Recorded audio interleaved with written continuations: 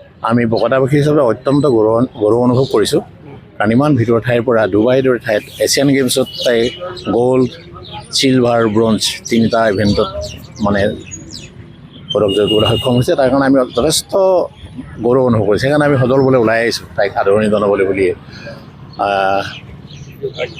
কি ক'ব এতিয়া তাইৰ যি সাফল্য হয় হয় হয় আপোনালোকৰ গাঁৱৰ বা হেৰিয়াত সকলোকে কি ক'ব আপোনালোকৰ?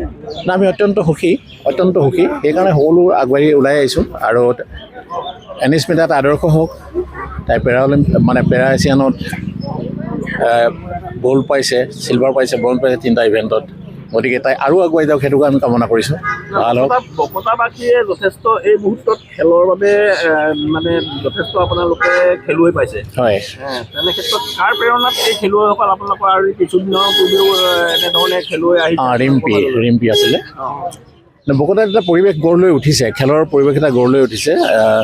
এথলেটিক্সত বিশেষকৈ ৰিম্পী নামৰ এজনী ছোৱালী, তাই পুনিবিলৰ আছিল।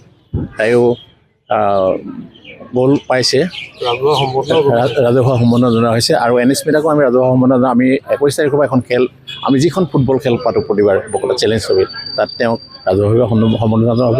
আজিও অনুষ্ঠিতভাৱে সম্বৰ্ধনা জনোৱা হ'ব আমাৰ গাঁৱৰ তৰফৰ পৰা। আমি যথেষ্ট সুখী। বকতাবাসী, কোঁৱৰ গাঁওবাসী, অসম ভাৰতৰ এটা সম্পদ। গতিকে তেওঁৰ ভৱিষ্যত উজ্জ্বল ভৱিষ্যত আমি কামনা কৰিছোঁ। আৰু আগুৱাই যাওক, সকলো আমাৰ সহযোগিতা থাকিব, ভগৱানৰ ওচৰত তাকে প্ৰাৰ্থনা কৰিছোঁ।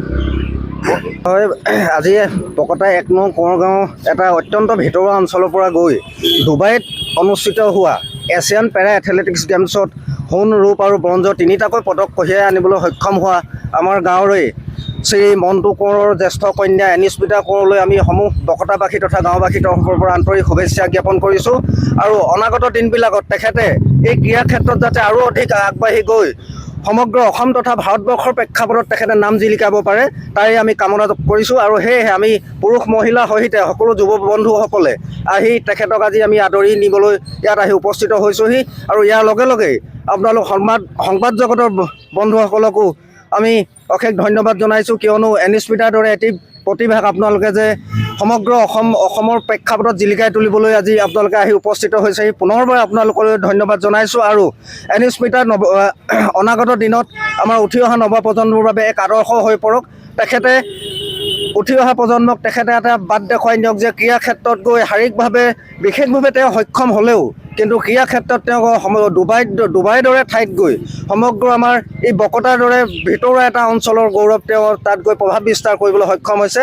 তাকে পুনৰবাৰ এনিস্মিতালৈ ধন্যবাদ জনাইছোঁ। আৰু ইয়াকে কৈ আমি এতিয়া এনিস্মিতাক আমি ঘৰলৈ আদৰি নিয়াৰ ব্যৱস্থা কৰিছোঁ। ধন্যবাদ।